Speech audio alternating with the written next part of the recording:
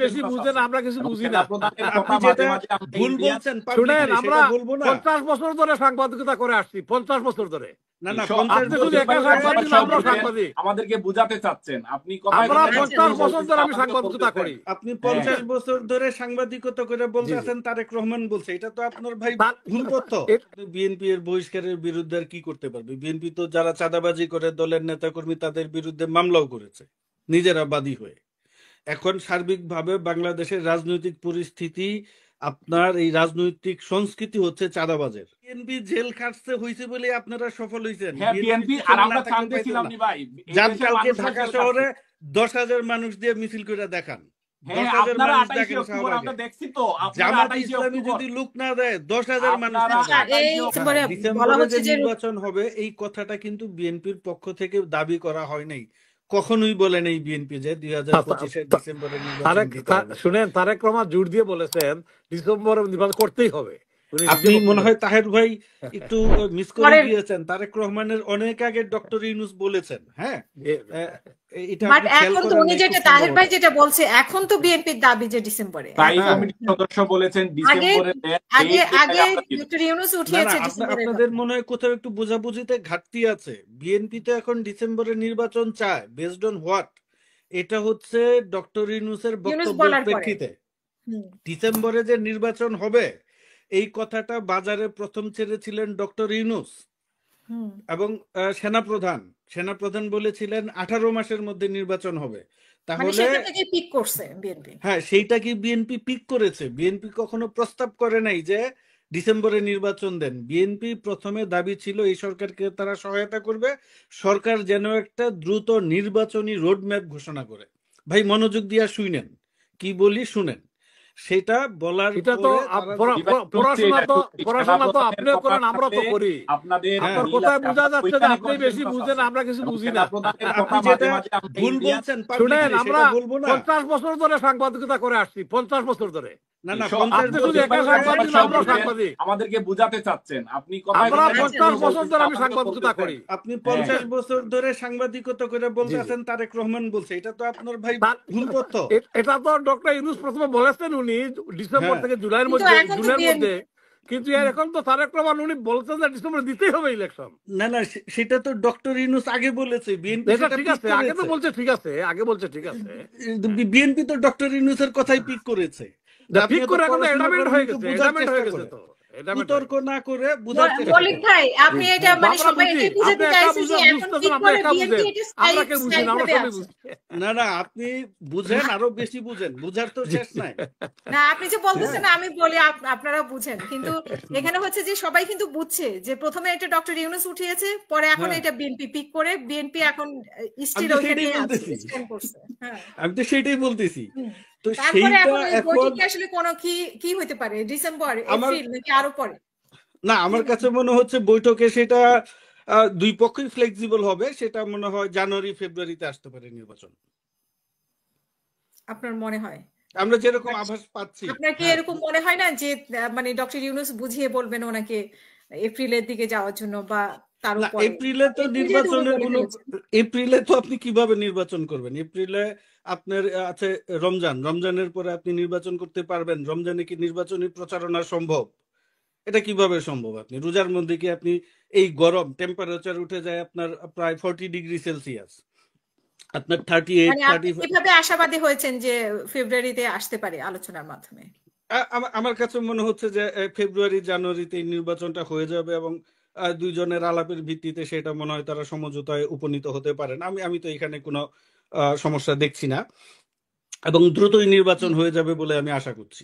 এবং এই জায়গায় তো ডক্টর ইউনূস তো জাপানে গিয়ে বললেন একটি দল ছাড়া আর কেউ চায় না, পরে দেখলাম যে একাধিক দল নির্বাচন চায়। সেটা অবশ্য প্রধান উপদেষ্টার অফিস থেকে এটার কোনো ব্যাখ্যা দেওয়া হয় নাই। ডিসেম্বরে একমাত্র নির্বাচন চায় না এনসিপি। এখন এনসিপি কে জুলাই আগস্টের বিপ্লবে আমি বড় স্টেক হিসাবে মনে করি, কিন্তু রাজনীতির ময়দানে আমি তাদেরকে বড় স্টেক হিসাবে মনে করি না। তাদের সমাবেশে তো বিভিন্ন দল লোক সাপ্লাই না দিলে সমাবেশই হয় না।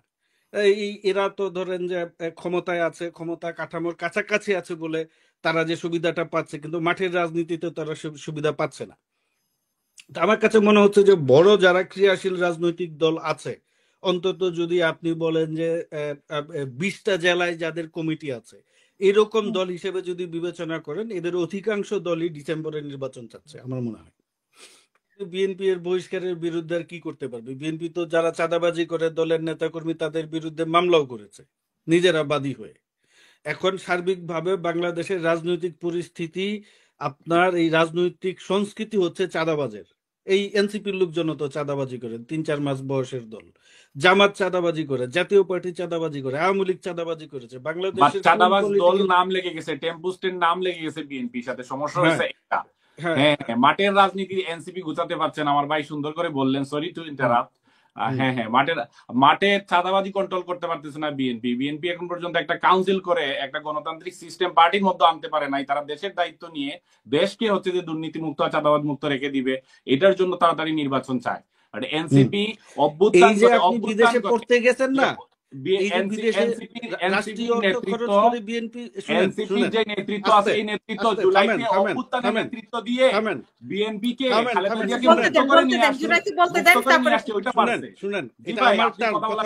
আপনার টার্ম না, লেট মি ফিনিশ। বিদেশ পড়তে গেছেন না, জিয়াউর রহমানের বাংলাদেশ, জিয়াউর রহমানের ইকোনমির উপরে দাঁড়ায়া বিদেশে পড়তে গেছে। এই অদ্যত্ত দেখাইতো শেখ হাসিনা, এই অদ্যত্ত দেখাইতো না, জিয়াউর রহমানের এই অদ্যত্ত দেখায় নাই। জিয়াউর রহমান বাংলাদেশে শেখ হাসিনা দেখাইতো আমার বাবার রুজি, আমার রুজি, আমাদের পড়ালেখা, আমার স্বাধীন দেশে বসবাস করে আমি পড়ালেখা করছি।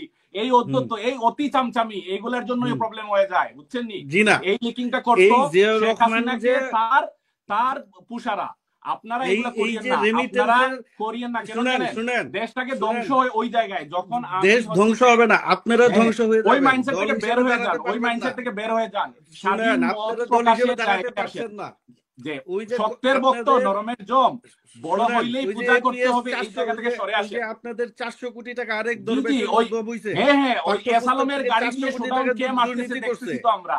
বিএনপি এসালমের গাড়ি দিয়ে শোডাউন মারতেছে। এই নগদ থেকে আপনারা 150 টাকা সরাই নিয়ে গেছেন। কে জড়িত ধরা হচ্ছে, নগদ থেকে এটা তো আমরা দেখতেছি ভাই, ঠিক আছে? হ্যাঁ, আপনাদের দলের বয়স 2 মাস হয় নাই, চোরের দল। সব দলেরই সংস্কার দরকার। কে কত মানে এখন উদাহরণ দিলে 40 বছরের দল গত 15 বছর আওয়ামী লীগের এক ইঞ্চিও সরাইতে পারেন নাই, 1 ইঞ্চিও সরাইতে পারেন নাই। এই 2 বছর, এই 8 মাসের সংগঠন, এদের নেতৃত্বেই কিন্তু খালেদা জিয়া মুক্ত হইছেন, আপনারা মুক্ত করতে পারেন নাই। এই 15 বছর বিএনপি জেল খাটতে হইছে বলে আপনারা সফল হইছেন। হ্যাঁ, বিএনপি আর আমরা শান্তি ছিলাম নি ভাই। কালকে ঢাকা শহরে 10,000 মানুষ দিয়ে মিছিল করে দেখান। হ্যাঁ, আপনারা 28 অক্টোবর আমরা দেখছি তো, জামাত ইসলামী যদি লোক না দেয় 10,000 মানুষ। 28 অক্টোবর কয়জন গেছিলেন আমরা দেখছি। Khaleda Zia March for democracy ডাক দিছিলেন, ঢাকা শহরে কয়জন আসছিল আমরা দেখছি। হেফাজতের প্রোগ্রামে পানি খাওয়ানোর জন্য খালেদা জিয়া ডাক দিছিলেন, কই ছিলেন নেতাকর্মীরা? আপনারা কই ছিলেন? সফল হওয়ার জন্যই হয় না স্টেক। আর এর আগে তো আমরা দেখি আপনাদের জায়গা কোন জায়গায়। আপনার তো জন্মই হয় নাই, আপনার তো তখন জন্মই হয় নাই, কুতর্ক করেন কেন? হ্যাঁ, আপনার জন্ম হইছে, আপনার জন্ম হইছে, তখন আপনার জন্ম হইছে, আপনি কর্মের সাথে ছিলেন, কর্মের সাথে শেষ হবে না, এই কর্মের সাথে যদি থাকতেন সফলতা পাইতেন। না, আপনি হচ্ছে এই একটা দল হইছে, বয়স হয় নাই 2 মাস, এই চোর চাঁদাবাজ বাটপারের দলে পরিণত হইছে। এই কয়দিন আগে হান্নান মাসুদ গিয়ে মব করে থানায় ধরে নিছে, তাকে ছুটায় আনছে, তারা বাড়িতে ডাকাতি করতে গেছিল। শেষ করতে হবে। অনেক ধন্যবাদ দুজনকে।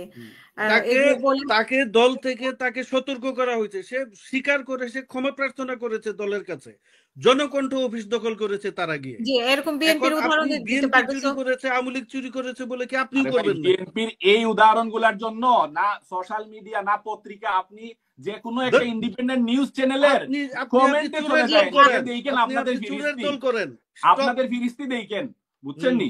দুর্নীতিতে 1, 2, 3 হয়ে রেকর্ড করায় সারা জীবনের জন্য আমাদের নাম লাগাইছিলেন। এখন চাঁদাবাজিতে আপনারা 2 মাসে যত দুর্নীতি করেছেন 40 বছরের দুর্নীতিকে ছাড়াই গেছেন। হ্যাঁ, আপনাদের কাছে মনে হবে এগুলা, কারণ আপনাদের তো মনে হবে না, বলতে হবে, দেখেন তো বলতে হবে। আপনি দেখেন, কিছু তো করেন নাই, কিছু করেন নাই, নির্যাতিত দল থেকে নেতৃবৃন্দরা কি করতেছে, 400 কোটি টাকার হিসাব দেন, বহিষ্কার করছেন। অনেক ধন্যবাদ।